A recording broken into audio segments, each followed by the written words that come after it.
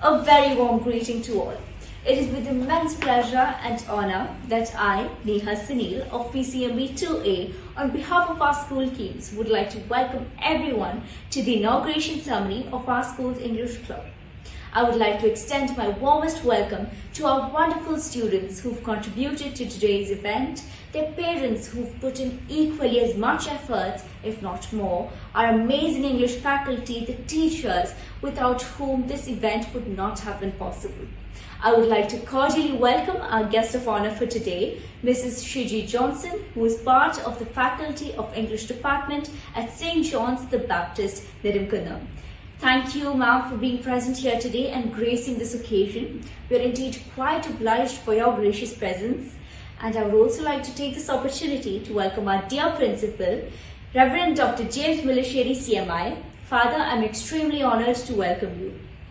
And the significance of the English language, it cannot be underestimated, and I cannot emphasize enough on how important a role knowing this language can play, especially when it comes to your career. Because English being the international language in this globalized era would open up endless opportunities in front of you. It just is the key to exposure to multiple resources these days. And something that you might have already noticed is that when somebody is able to communicate properly, when they're able to express their ideas clearly, and when they're proficient in this language, it automatically creates an inevitably appreciable impression of the mind, and this becomes an added advantage. And having said so much about this language, let us take this a moment to reflect on the value of the opportunity that has been put forward in front of you by our wonderful school. Now, English Club has planned many events throughout the entire academic year in order to enrich our vocabulary and excel in this language, engaging its listeners in a variety of language-related activities that will empower the students to express creatively and confidently their views and thoughts on topics that cater to their interests and opportunities to exhibit their love for the language. So one thing's for sure, you all are in store for something really amazing today, and on that positive note, I'd like to conclude by heartily welcoming everyone once again. Thank you. Welcome, welcome, how do you do? I'm so glad to see you. Sit down, all in a ring. Hold each other's hands too. Happy, happy, that's how we feel when we are together. Happy, happy, when we are together.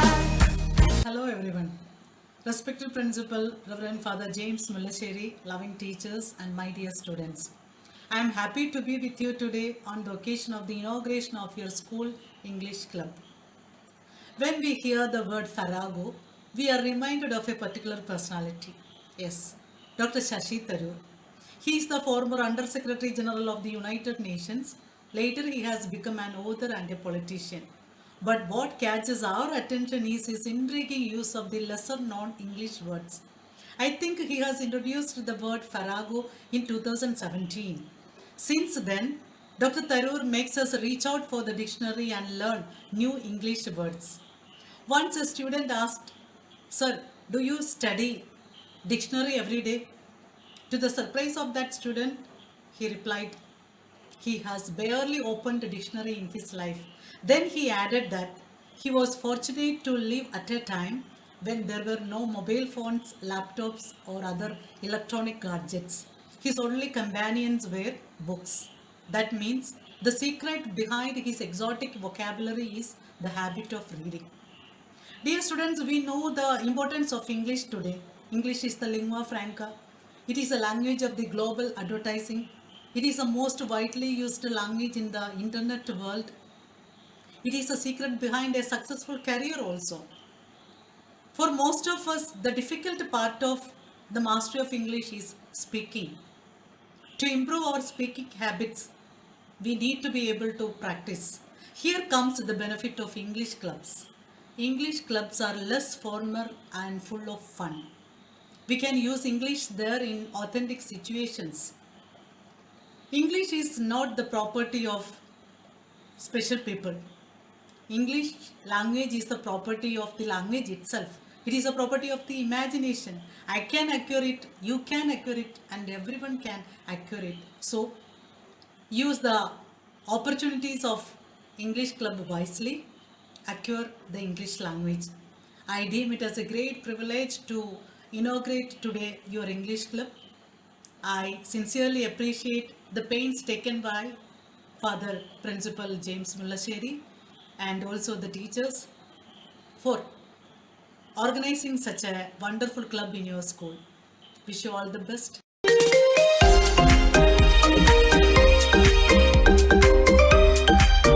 My dear students, I'm very happy to see that you have come together for the inaugural ceremony of the English Club of Kuriakose Elias English Medium School.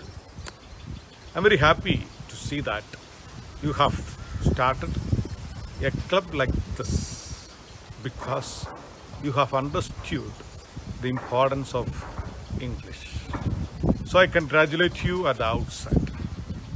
I also know that there are your parents and teachers with you. My congratulations to your parents and teachers. To know more about English and also to try to communicate in English is a very relevant topic of the day. We know English is very important. Why it's so important? English is a universal language. It's used everywhere. I'm very happy, my dear students, that you have understood the importance of this language, and I declare the English Club of Kuriakose Elias English Medium School opened. Thank you. Have a nice time. Cinderella.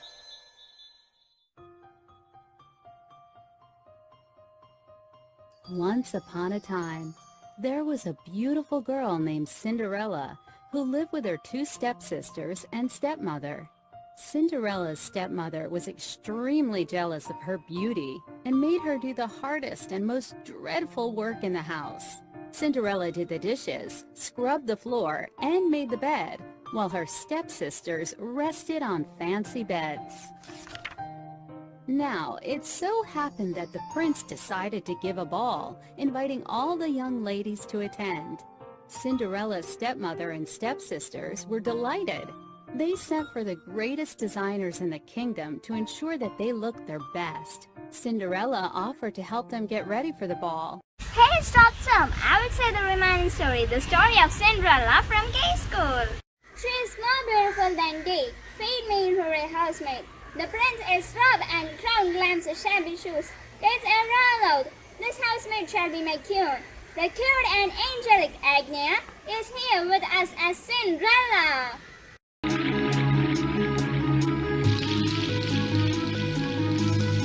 Once upon a time, there was a kind girl named Cinderella.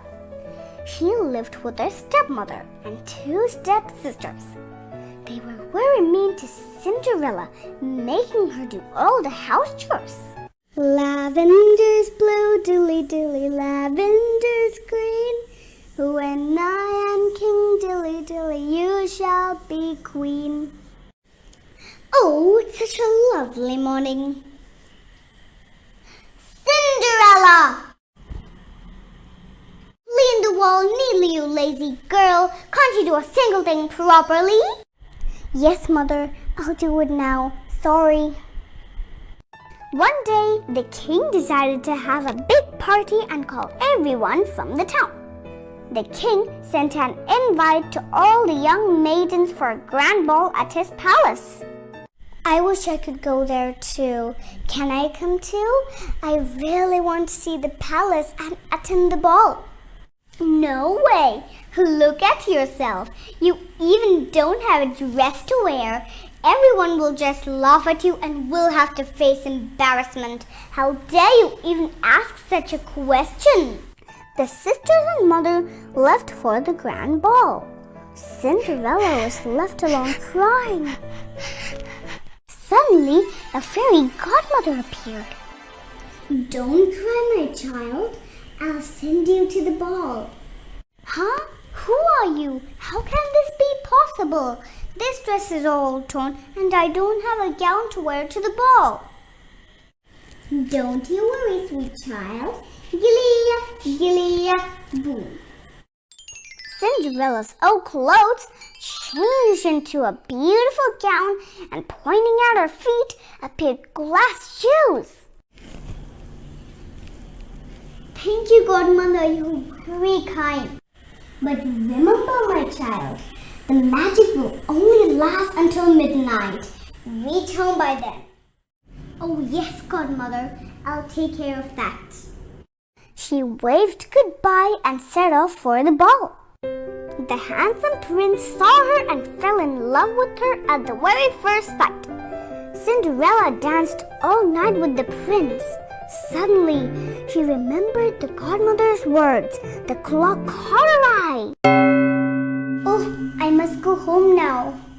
As she was running, one of her glass shoes slipped off her foot and she had no time to get it back. The prince saw her shoe and quickly picked it up. The prince was so eager to see her again that he went along with his men to search for her. They went door to door, but the shoe did not fit anyone. They finally reached Cinderella's house, and she was made to try on the shoe. The shoe fit Cinderella's foot perfectly. The prince instantly went down on one knee and proposed to her. I finally found you, my princess. Will you marry me? Of course, I will. You're the best thing that has ever happened to me. And they lived happily ever after.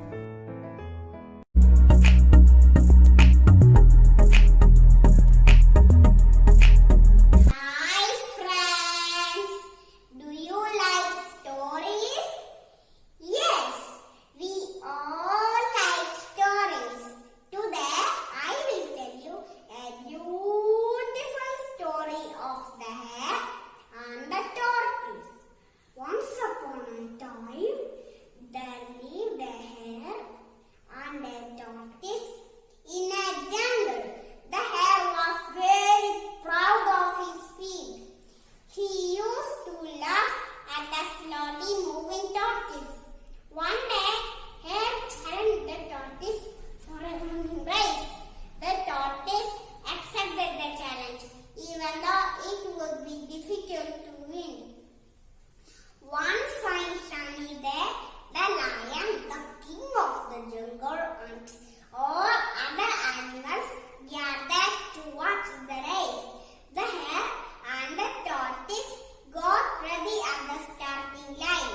The elephant announced, "On your marks, get set, go." Suddenly, both of them started running. All the animals cheered them. The hare ran very fast. Soon, the tortoise was left far behind. But he kept walking slowly and steadily. After a while, the hare turned back. But he couldn't see the tortoise. Then he thought, "Why should I run fast? Anyway, I will win the race." So, he decided to take a nap. Unfortunately, he fell into a sound sleep. Meanwhile, the tortoise passed the hare and finally hit the finishing line. By this time, the hare woke up and he was in a hurry to touch the finishing line. He ran very fast, but he was too late. The tortoise had already won the race. The overconfident hare was extremely disappointed. Friends, what do you understand from this story? Moral of the story is, slow and steady wins the race.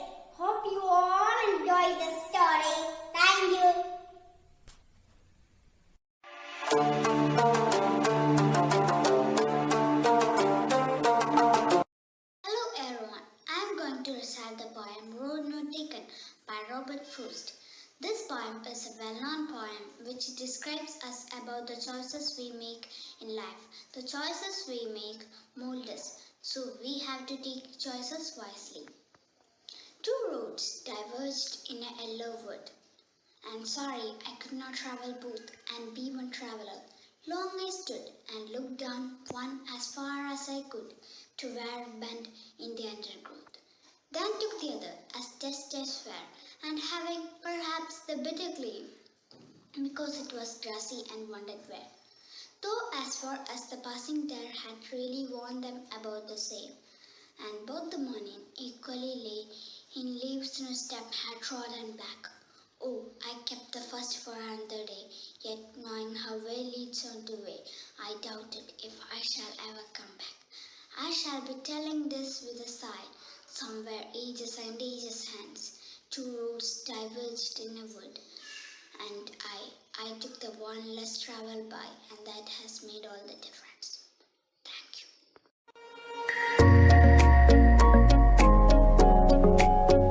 Hello everyone. Today we're gonna inaugurate the English Club.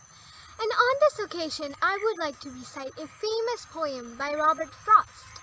So the name of the poem is Stopping by Woods on a Snowy Evening. I hope you all like it.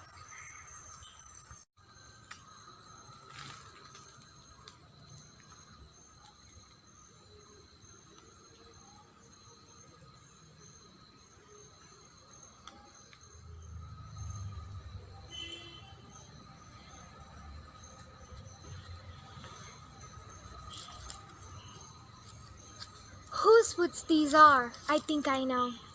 His house is in the village though. He will not see me stopping here to watch his woods fill up with snow.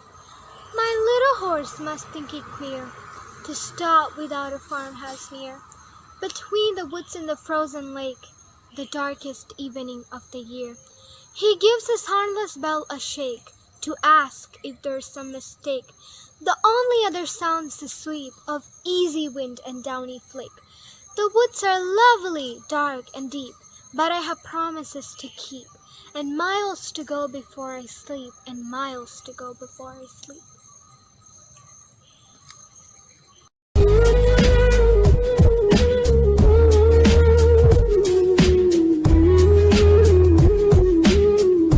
Oh Captain, my Captain, our fearful trip is done. The ship has with their every breath. The prize is sought its will. The parties near the bells are here. The people all exulting. While full of eyes the steady keel. The vessel grim and daring. But, oh hard, hard, hard. Oh, the bleeding drops of red were on the deck. My captain was falling cold and oh Captain, my Captain, rise up and hear the bells. Rise up, for you the flag is flung. For you the bugle trills. For you the bouquets and ribbon drapes. For you the shores are crowding. For you they call the swaying must. Their eager faces turning. Here, Captain, dear father, this arm be not your head. It is some dream that on the deck you have fallen cold and dead. My captain does not answer. His lips are pale and still. My father doesn't feel my arm. He has no pulse nor will. The ship anchor safe and sound. The voyage closed and done. From the fearful troop the victor ship comes in with an observed one. Exalt show and ring of bells. But I mournful tears walk on the deck. My captain lies, falling cold and dead.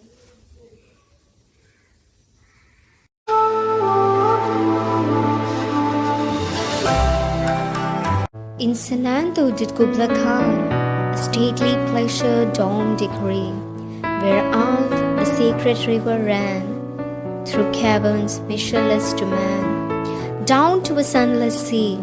So twice 5 miles of fertile ground, with walls and towers were girdled round. And there were gardens bright with cincus rills, where blossomed many an incense-bearing tree. And here were forests and chinous hills, enfolding sunny spots of greenery. But oh, the deep romantic chasm which slanted down the green hill outward, a sedan cover, a savage place, as holy and in dance, as ere beneath a waning moon was haunted by women wailing for her dream demon lover. And from his chasm, with ceaseless turmoil seething, as if this earth in fast thick pans were breathing, a mighty fountain momently was forced, amid whose swift oft intermitted burst, huge fragments vaulted like rebounding hail, or cafe grain beneath the thresher's flail.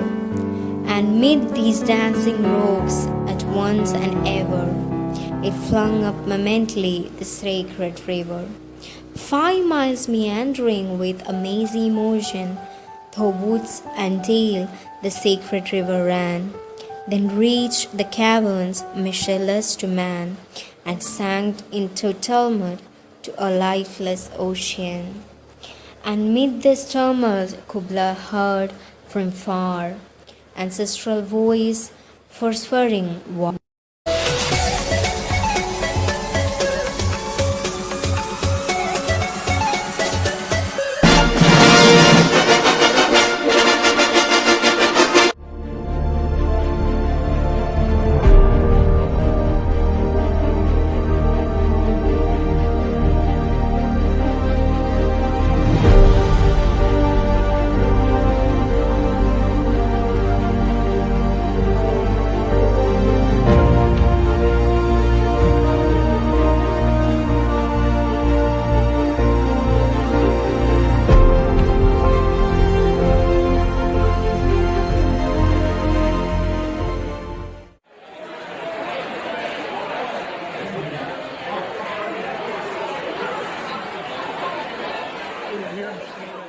Friends, romance countrymen, let me use ears.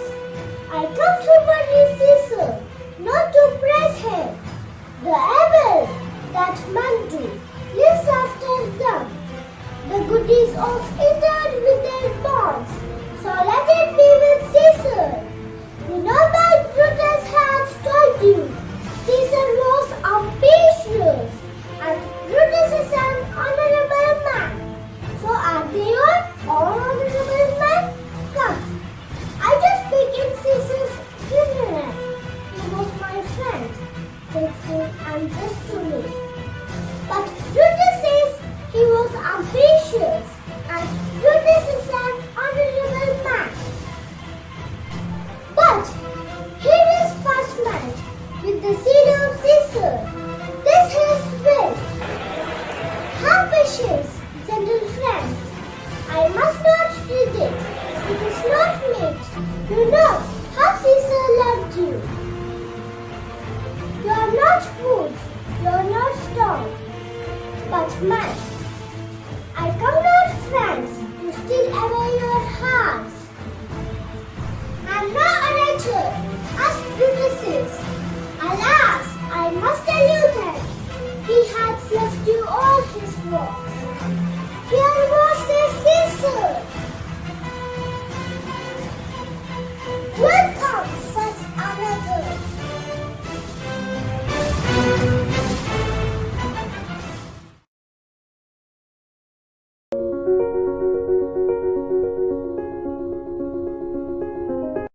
Hello guys, I am Shyam Case of class 6A. Guys, we love drama, right? Let me present a small, villainy and emotional act of Shylock in Merchant of Melly. So guys,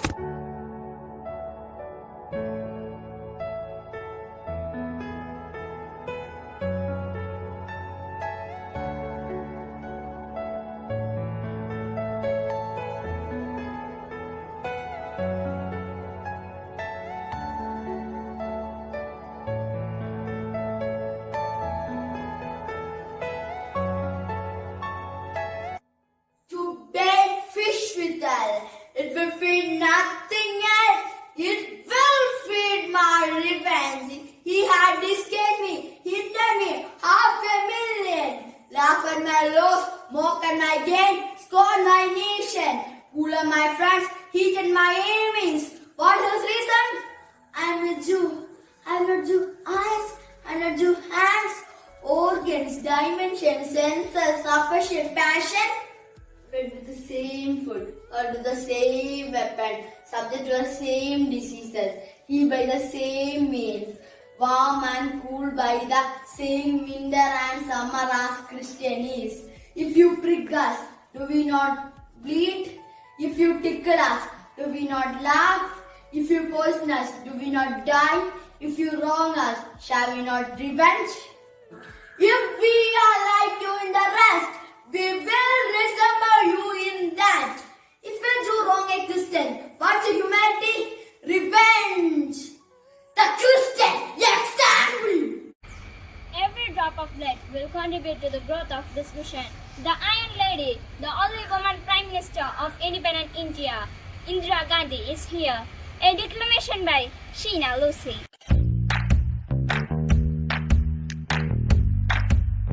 Today is November 23, 1974, and myself, Indira Gandhi. Today we have gathered at the Golden Jubilee celebrations of the Indraprastha College for Women, New Delhi, India. Our topic is what educated women can do. The ancient Sanskrit saying says, woman is the home, and the home is the basis of society. It is as we build our homes, we can build our country. No country can grow if there is no harmony at home. That is why women's education is almost more important than that of boys and men. There is no debate whether this education is good or bad. I believe that education needs a thorough overhauling, but I think all is not bad. There are people who through observation can learn from anything that is around them. There are those who can be surrounded by fascinating people, wonderful books and other things, and they are unable to take anything. Our country is very rich in culture and tradition, and bad things like superstition, dowry and physical poverty. We have to fight against them. If your teacher says, cannot do this, even a very bright student will find it more and more difficult to do. But if your teacher engages saying, go now, you have done very good work. You try a little harder. You will try a little harder and you'll be able to do it. It is seen with these societies and countries. It is a great privilege for you to have higher education. To be modern is not something of a matter of dress, speaking, habits or customs. For instance, when I cut my hair, it was because of the sort of life that I was leading. We were all in the moment. You couldn't have long hair and wash it every day in villages. But clothes are unimportant. What is important is how we are thinking. What we women want to do is to make a better world. It has given me a great pleasure to be here with you. I give my warm congratulations to all those who are doing well. This college has had a high reputation, but do better than those who were there before us. So good luck and good wishes to you. Jai Hind! Heal the world. Never forget Michael Jackson. Amaya, Arun and Aghal reminds us how to make the world a better place.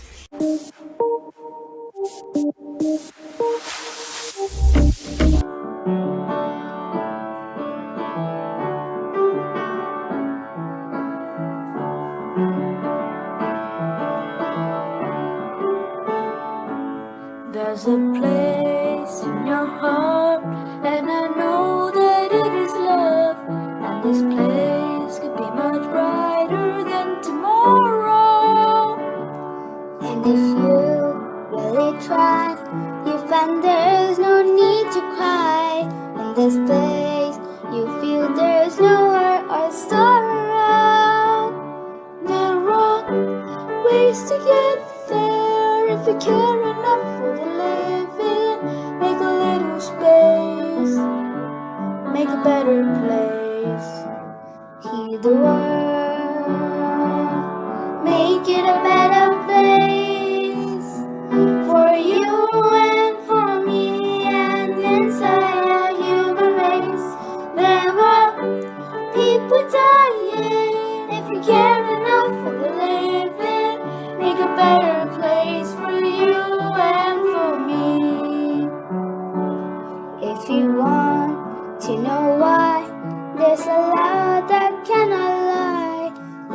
strong. It only cares of joyful giving. If we try, we shall see. In this bliss we cannot feel fear of dread. Stop existing and start living. Then it feasted always. Love's enough for its going. Make a better world. Make a better world. Heal the world. Make it a better place for you and for me and the entire human race. There are people dying. If you care enough for the living, make a better place for you and for me. Heal the world, make it a better place for you and for me and the entire human race. There are people dying. If you care enough for the living, make a better place for you and for me. Make a better place for you and for me. Oh Charlie, you trained us to laugh, to take our pins and tap and draw. A day without laugh is a day wasted. Delighted, we are at this awesome visit. Anita, please begin the show.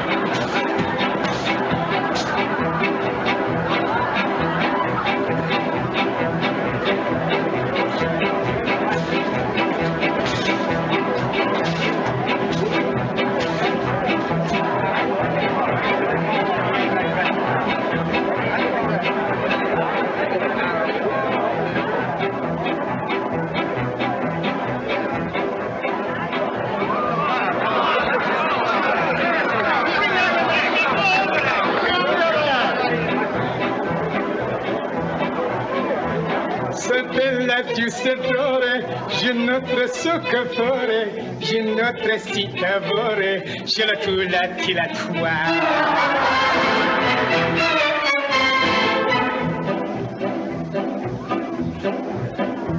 La spinach o la bouchon, sigarette portobello, si rocchi spaghetto, je la tula tilatoire.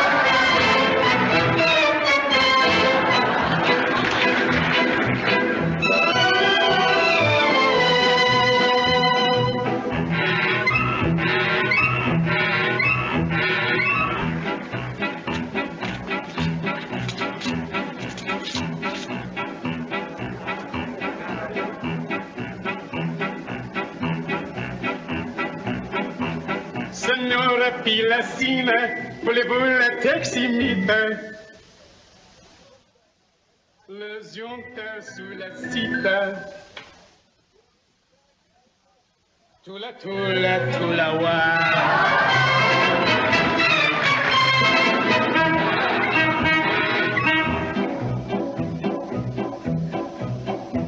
Samuntia si l'amore, la sontia sopravvora, la zoncia comme sora, c'è la pozza dilatoire.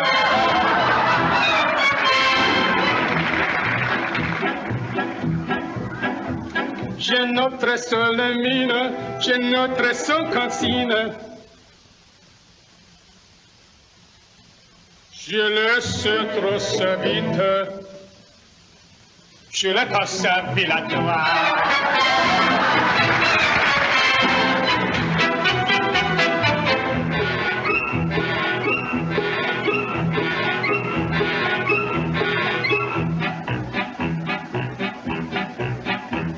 Se mostra solo sonta, ci vossa l'altra volta.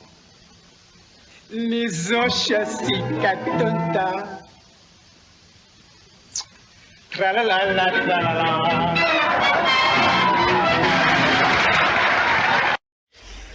Let's listen to Neeraj Suresh as Mark Zuckerberg, who had spread Facebook to the world. Respected principal, teachers, and my dear friends, I am Neeraj Suresh of Standard 8B, and I am going to deliver the speech Find Your Purpose by Mark Zuckerberg. President Faust, Board of Overseers, faculty, alumni, friends, proud parents, members of the Ed Board, and graduates of the greatest university in the world. I am honored to be with you today because, let's face it, you have accomplished something I never could. Class of 2017, congratulations. I am an unlikely speaker not just because I dropped out, but because we are technically in the same generation. We walked this yard less than a decade apart, studied the same ideas and slept through the same acting lectures. Today, I want to talk about purpose. But I'm not here to give you standard commencement about finding your purpose. We're millennials, we'll try to do that instinctively. Instead, I'm here to tell you that finding your purpose isn't enough. The challenge for our generation is to create a world where everyone has a sense of purpose. Purpose is that sense that we're part of something bigger than ourselves, that we're needed, that there's something better ahead to work for. Purpose is what creates true happiness. Today, technology and automation are eliminating many jobs. As I've traveled around, I've sat with children in juvenile detentions and opioid addicts who told me their lives would have turned out differently if they just had something else to do, an after-school program or somewhere else to go. To keep our society moving forward, we have one generational challenge: to not only create new jobs, but create a renewed sense of purpose. I remember the night I launched Facebook from that little dorm in Crooklyn house. I remember telling my friend Case I was so excited to connect the Harvard community, but one day someone would connect the whole world. The thing is, it never occurred to me that someone might be us. There were all these big technology companies with resources, and I just assumed that one of them might do it. I know a lot of you would have stories just like this. A change in the world that seems so clear you are sure that someone will do it, but they won't. You will. I hope we found courage to make your life a blessing. Congrats, class of 17. Good luck out there. Thank you. A vibrant insight into the Georgian city. Abhiya, please.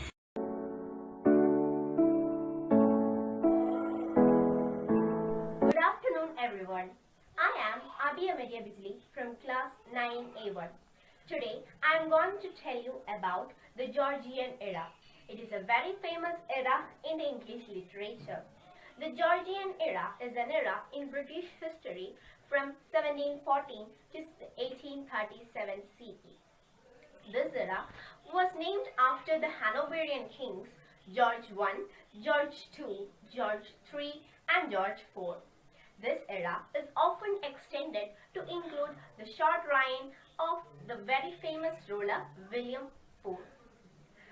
The Georgian era is well known for its lavish fashions as well as delicious food, and as well as being a great time of political and social change.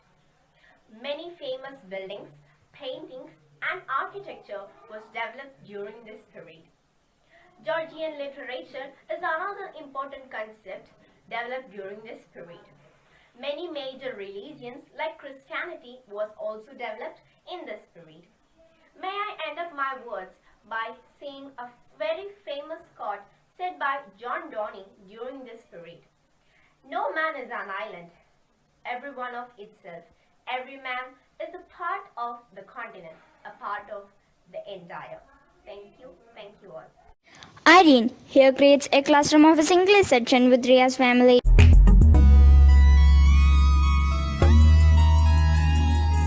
morning, everybody. My name is Arjun V. Thomas, and I am studying in 1C. Today we are going to talk about Ria's family. Ria lives with her parents, grandparents, and her baby brother Raj. So this is the family tree. And this is Ria's father. His name is Rohit. He is a teacher. This is Ria's mother. Her name is Vanish. a doctor. This is Ria's grandfather. He cooks lunch on Sunday. And this is Ria's grandmother. She looks after the family garden. And this is Ria's baby brother. And his name is Raj. Ria's pet Polly. And kids, I hope you like this class. Thank you. Sanitizing is an important way to protect ourselves from the pandemic. What and listen to Garvin. Of the world someday, nobody knows, nobody knows. Hi friends, I am Garvin Bobokumar from 3C. Do you remember the English activity that we studied in lesson 1? Yeah, it's about hand washing technique. Sanitization is an important step of preventing infection. Today, I am going to demonstrate the proper ways of hand washing. Step 1. Wash your palms. Step 2. Scrub each finger and between fingers. Step 3. Rub back of your hands and between fingers. Step 4. Rub the base of the thumb. Step 5. Back of your fingers. Step 6. Scrub the fingertips. Step 7. Wash your wrist. Step 8. Dry hands with a clean towel. Stay home, stay safe. Thank you friends. Bye. Little Grace is here with good values and manners which are to be imbibed in our life.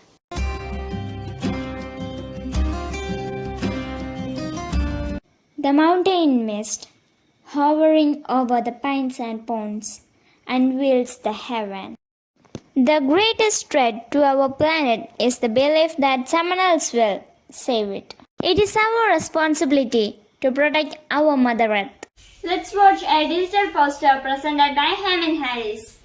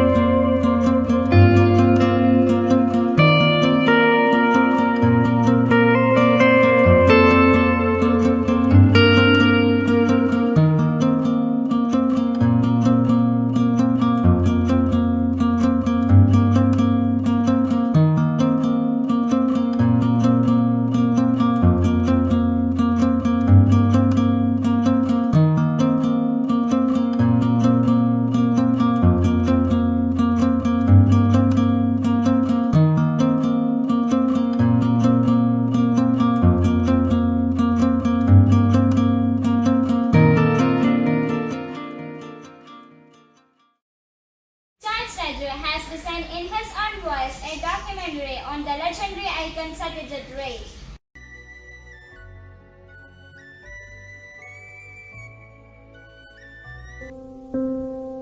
Satyajit Ray. Satyajit Ray was an Indian filmmaker, movie director, music composer, writer, publisher, painter, and lyricist. Satyajit Ray has international fame and recognition. He was born in a Bengali literary family at Kolkata on 2nd day of May 1921. He is the son of Sukumar Ray and the grandson of Ubendra Kishore Ray Chowdhury. Both his father and grandfather were famous literary personalities. Ray was a student of Presidency College in Kolkata. He got lessons of art at Vishwabharati University at Sandiniketan. His mother was a great admirer of Rabindranath Tagore. Ray directed several movies such as Padar Panjali and Charulata, etc., for which he got both national and international acclamation. He had good knowledge for Western art as well.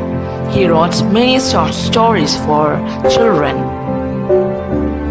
Padar Panjali was the first movie of Ray. It was released in 1955. It won several international awards. Feluda is the famous fictional private detective appeared in a series of novels and stories written by Ray, the character of the fictional scientist. Professor Shongu is equally popular among children.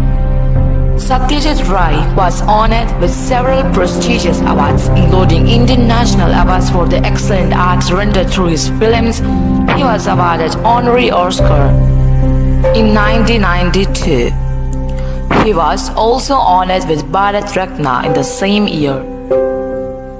He passed away on 23rd April 1992, and the great era came to an end, creating a void in the film-making industry.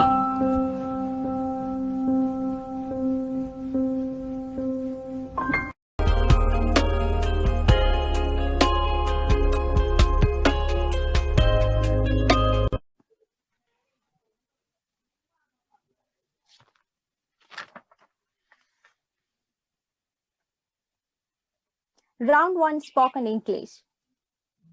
The first question goes to Team A. Ryan, it's your turn. Milk, yogurt, and cheese are dash products. Option A, exotic. Option B, dairy. Option C, grocery. Which is the answer? Option B. Let us know the answer. Option B, dairy. You got 10 points there, right answer.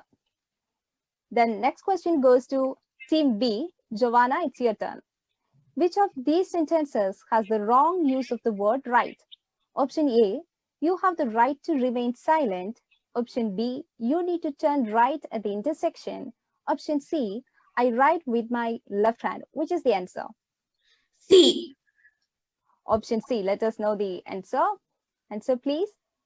Option C, write with my left hand. It is right. You got 10 points. Then next question goes to Team C. Joseph Jacob, it's your turn. Yes, miss. She has dashed me of all my mistakes. Fill in the gap with correct form of the verb. Option A, forgiven. Option B, forgave. Option C, forgave. Which is the answer? Option A. Option A. Let us know the answer, please. Option A, forgiven is the correct answer. You got 10 points. So I congratulate both Group A and Group B. And Group C has finished second. Good. So congratulations to all of you. Here, in simple ways we can do to protect the earth are a lot of ways. I'll just doing one of the ways or just explain simple ways which what we can do. Reduce, reuse and recycle. Waste and how we choose to handle it affects our world environment. That's your own environment. The environment is everything around you, including the air, water, land, plants, and man-made things. And since by now you probably know that a healthy environment for your own health and happiness, you can understand why effective waste management is also important. And you are very familiar with things what we can do to save our environment on these crises. The waste we create has to be carefully controlled and to be sure that it's done not to harm your environment and your health. The most important thing that we all can do, just think of the number of plastic bottles we throw every after they use. All of it is worth something. And I think this is something worth it. This is what I made with one of the plastic toys which I have been throwing out. Like all these things, everything can be made used in one or the other way. Our seminar topic is conservation of our nature. This is a picture depicting how our earth was and how it is now. It may not be really true and really reliable, but still, it's just a picture. So when we analyze this picture, what do we see? We see that the earth is divided into two, and it shows how the earth was before and now. The characteristics of these both sides are that before the earth was very greenish, it was very healthy, there was development, but not too much, and now the earth is kind of like a living hell, full of smoke, pollution, dirt, etc. Analyze this picture. What is that we see in this picture when we just look at it? We see a lot of plastic waste, right? And it is a beach. But we can't really see the beach because all that comes to our mind is the waste that's in front of it. Would any one of you ever want to go to such a beach? No, never. No, never. But are we one of the person that dump the waste on this beach? I think we are. Even the person who's talking to you, which is me, even I am one of the person that throws the waste. Because obviously we don't find waste bins in beach, most probably, and we just dump the waste there. But we don't think about the consequences. When every one of the people who goes to the beach does this, this will be what the beach will look like. Neha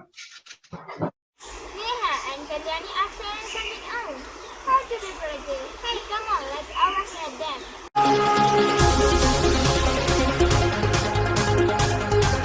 Hey Kalyani, Neha here. Hi Neha, it's been such a long time. How are you doing, girl? Well, I haven't had my morning coffee yet and no one's gotten hurt, so I guess so far so good. But how are you? Doing well how? Mentally, physically, spiritually, socioeconomically? I'm not sure I know how to answer that question. But well, anyways, I called you like 6 times before you finally answered the phone. Girl, what were you up to? Oh, I was cleaning my room. You couldn't stop cleaning to answer the phone? No, yeah, I was cleaning my room to find the phone. Okay, well, never mind. But I called you for some advice, girl. I mean, it gets so dry and boring at home. I'm not even halfway done to the day yet. And I feel so bored and listless already. I mean, how do you keep yourself so productive always? Well, to be honest, with friends online, with new movies releasing on Netflix every now and then, with such good food at home, it's extremely difficult to keep up with the classes. But yeah, I've been looking up some ways on Google on how to be productive, and I think it's doing its job. Wait, is it? Girl, tell me about it. So, regla numero uno is to create a space for yourself where you're away from all sorts of distraction. So you can start this off by putting away your phone while working, and to create this golden space for yourself, You can either do it in your room or anywhere else in your house where you're comfortable, and ensure that it's a room just for you, so that you're not disturbed by your siblings knocking your room every now and then, or the TV playing in the background while you're watching online classes. You know what I mean? I understand what you're saying.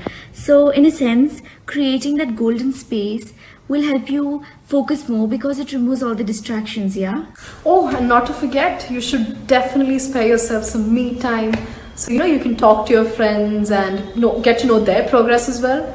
Especially when we're isolated in a room for so long, it's extremely important to ease your mind by talking to someone.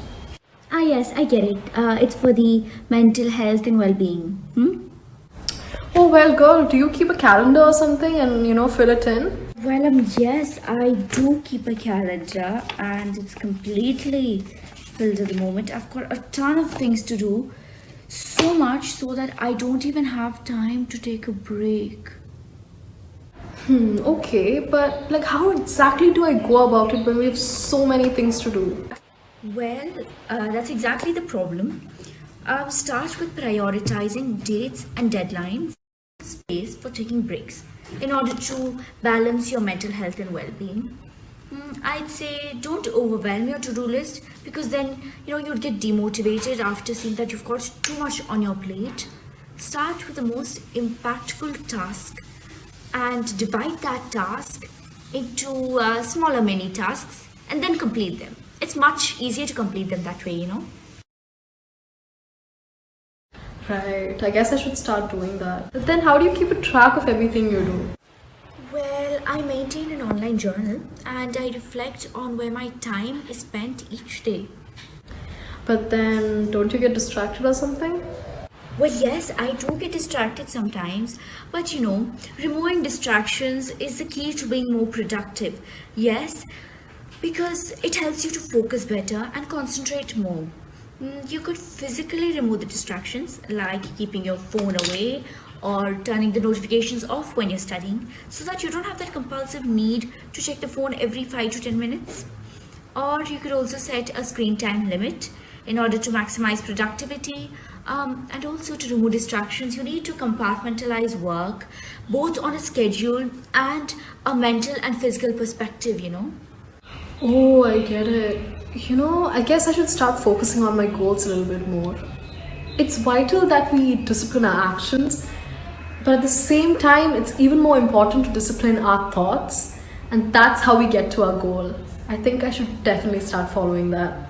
So, girl, what are you up to now? Well, I was just watching our school's YouTube channel, and our school had uploaded a video on the English club, and I loved it. I was just watching the declamation, and the kids, they've done it so wonderfully well. Did you watch it yet? Oh, yes, I did see that. And did you watch this video where this little girl was enacting Cinderella? It was a treat to watch. I'm definitely looking forward to all the new videos by the English Club next month.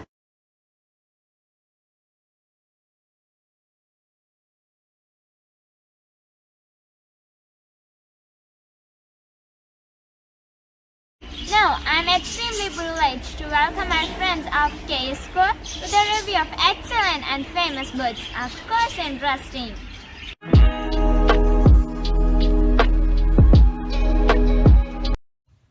Hi, I am Teresa Joseph of 7P. I am here with a book review on the book The Magic of the Lost Temple. The author of this book is Padmasri Sudha Murthy, born on 19 August 1950. She is an Indian engineer, teacher, author, as well as a social worker. She is the chairperson of Infosys and is married to Bernard Narayana Murthy, the co-founder of Infosys. The book was published on 11th November 2015 and was written for her granddaughter Anushka. The imagination and the description of this book is so beautiful that you actually feel like you're a part of the story. The story begins with a girl named Anushka who was called by the name Nooni. Her family decides to go to Coorg as usual for the vacations. But since her mother had to go to Delhi, they cancel the tour and plan to leave Anushka with her father's parents in the village of Somenhalli. The next day, she leaves early morning to her grandparents' home in Somenhalli with her father and one of his friends. She reaches there in the afternoon and meets her new friends and takes up the challenge to learn how to cycle. She also hears a story each day from her grandparents. But one story about a stepwell fascinated her because her grandparents had two different versions of it.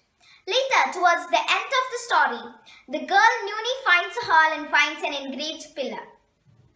Later, with the help of her father, an archaeologist came and finally discovered it as a magical stepwell. Her grandparents were proud of her, and that is the end of the story. The things I like about this book is that it is presented in a very interesting manner. Also, the fact there are two versions of the same story is fascinating.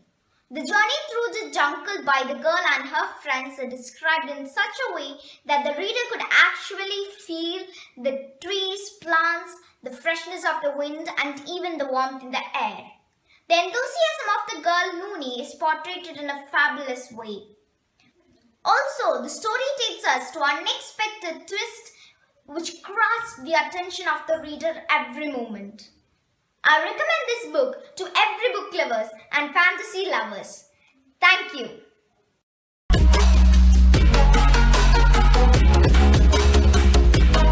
Refugee Blues by W.H. Auden. Say the city has 10 million souls. Some are living in mansions. Some are living in holes. Yet, there's no place for us, my dear. Yet, there's no place for us. Once we had a country and we thought it fair. Look in the atlas and you'll find it there. We cannot go there now, my dear. We cannot go there now. In the village churchyard, there growed an old yew.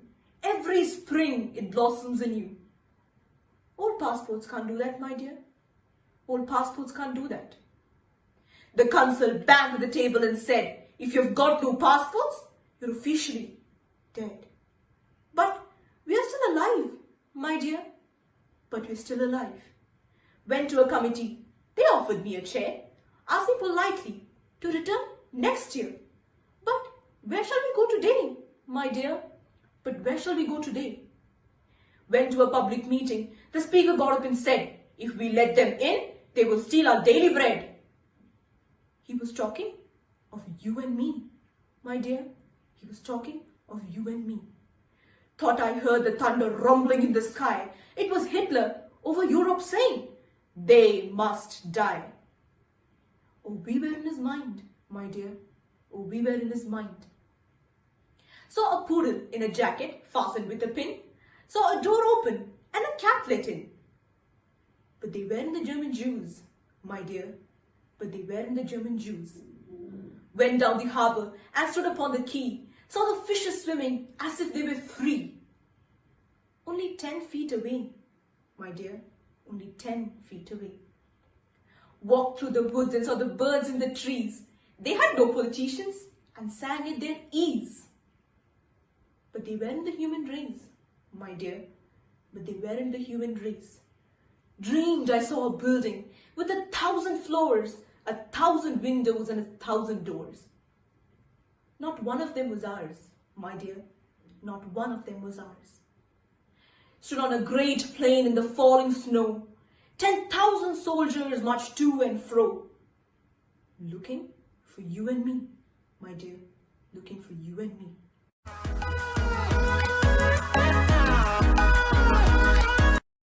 Respected principal, teachers and my dear friends, I am Vismaya of Standard 10B. Today I've come in front of you to introduce you to a book that I've read recently. The name of the book is The Ice Monster, written by David Walliams, and the illustrations are given by Tony Rose. So the reason why I like this book very much is that it contains a lot of genres. The right blend of humor as well as fiction is very well reflected in the story. So let me give you a short summary of the story. So the main character of the story is an orphan girl named Elsie, and there are other minor characters as well. So they are Thomas, Mrs. Doughty, Mrs. Cloud, and of course, you can see the picture of this mammoth, right? So this mammoth is being referred to as the Ice Monster. So that's also a major character of the story. And this book has a lot of pictures included, and it's very very well made up. And so let me go to the summary of the story. So this orphan girl named Elsie, is quite brave and courageous, and she is quite determined to change her future. So she somehow manages to escape from her orphanage and lands up in a museum. And when she comes to hear about the ice monster, that is the mammoth, she is curious to know more about it. And until she encounters with this mammoth, it sparks the adventure of a lifetime. So if you ask me personally, I would give it a 4 out of 5 rating. I really like this book, and I also recommend you this book personally. It's one of my personal favorites. And so I hope you guys get this book as soon as possible and read it. Please don't miss out this book. And I am sure that you all will have a great time reading it. So that's all what I have to say. So take care and goodbye. Thank you.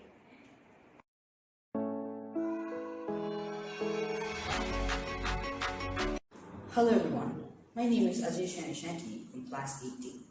Today I'm going to give a book review from this wonderful book named Boy, written by Roald Dahl.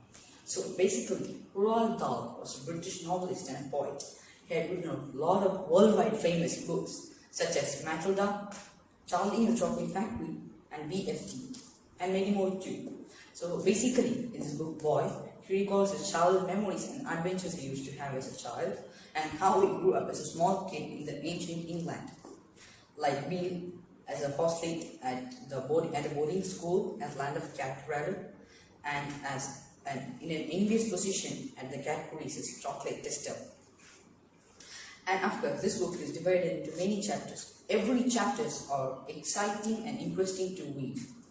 Some chapters are very funny. For example, when they were small kids, he and his group of 4 friends plotted against an ugly sweet shop owner named Ratchet. They took a dead mouse and put it in one of the sweet jars of the shop, which terrified her later. But this issue somehow went to the school headmaster, and they ended up getting good whippings from the headmaster's stick. And some chapters are real bit painful.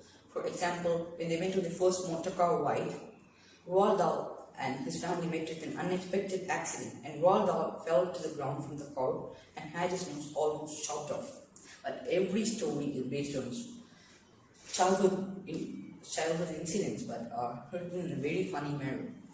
I like the way Roald Dahl mentions at the beginning of this story, saying that an autobiography is basically normally a book written by a person in which he writes his real life incidents and are commonly of boring details. This book is not an autobiography, and he kept up this promise and wrote this book so light-hearted so that you'll get a good piece of joy while reading this book. And of course, after reading this book completely, I felt like I could have been born at the early 20th century, like in the 1920s, because when he described what kind of sweets and chocolates they had at their time, it left me mouth-watering. For example, the sherbet suckers, liquid bootlegs, and glacier mints. And I wish they were even manufactured nowadays at the 21st century for us kids, but they're not. And also, I would recommend this book to one and all, even if you're not read Roald Dahl's books. This is definitely going to inspire you. And next, if you're already a Roald Dahl books lover, you definitely love this book because you'll get a deep insight of knowledge of how Roald Dahl's childhood was. And also another fact is, his childhood has inspired him a lot, which he ended up writing novels after he grew up. For example, Charlie and the Chocolate Factory. When he was a small kid, he and his classmates used to get chocolate boxes from the Cadbury's in the school with new flavors because the student's job is to give feedback on them. This inspired him to write the story Charlie and the Chocolate Factory.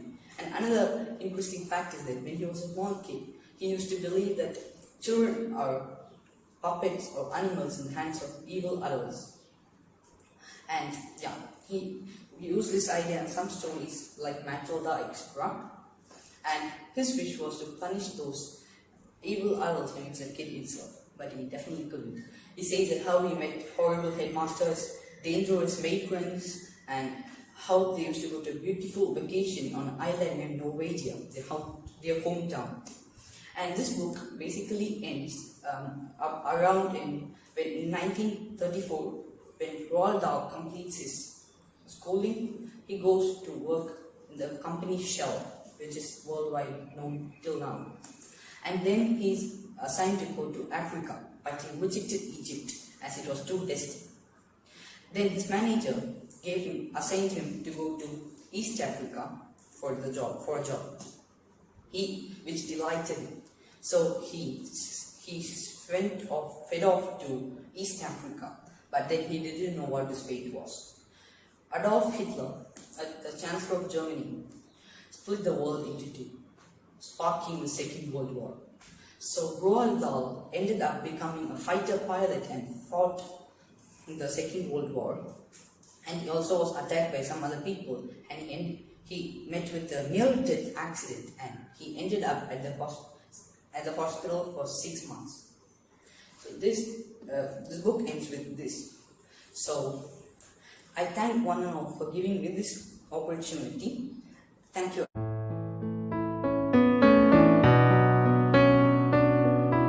Children, I find the programs are edifying and illuminating a great results. In club activities, we can find whatever we are looking for, and still our students get blast out great innovative works. Hi, my dear ones. I'm sure that your dormant skills and talents are rejuvenated here. It is the key to a great door into the world of genuine English civilization and culture.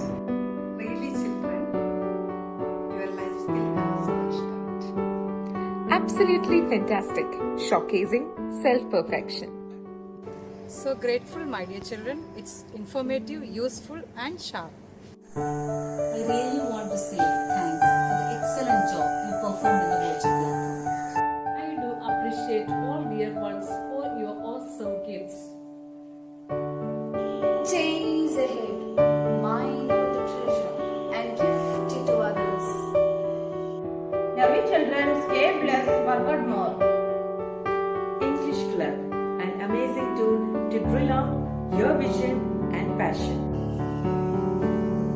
Dear parents, you are the nurturing field where the naturalistic skills of our childhood are brought out. A sincere appreciation to you all. Dear parents, you are the one behind all the videos, and we appreciate you for the efforts that you have given for the shooting. Once more, I thank you all for giving us the great support for making the English Club inauguration a grand success. Thank you. Hi everybody. It is a gracious and blessed moment that we have inaugurated the English Club. I am happy to say that it is a joint effort of all who have participated in this. I am really thankful to our most respected principal, Reverend Dr. James Silva, for his guidance and support. My dear parents, the effort you have taken to make your children come forward, that is really praiseworthy. And my dear kids, you performed it well. And I am very thankful to all the teachers for your support. Thank you all. Let's make the end of the formal inaugurational function with a vote of thanks, appreciation and gratitude to all those who made this event a grand success. I, Hafa Harris of Class 8A, take this opportunity to thank all of you, those who made this day memorable and enjoyable. And last but not least, I hereby introduce the master hand behind this creation, my loving brother, who had made this event alive.